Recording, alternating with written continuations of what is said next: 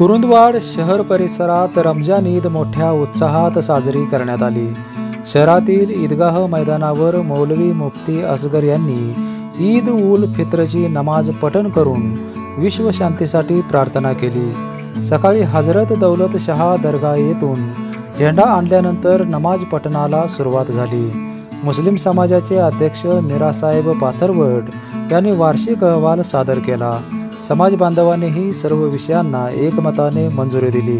नमाज पठण झाल्यानंतर अल्लाहविषयी कृतज्ञता व्यक्त करत एकमेकांना गळा भेट देऊन ईदच्या शुभेच्छा देण्यात आल्या।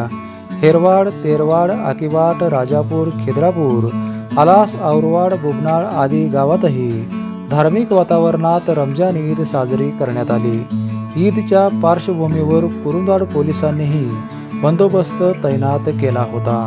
बेपेनसाठी शिरोळहून उमेश माळगे।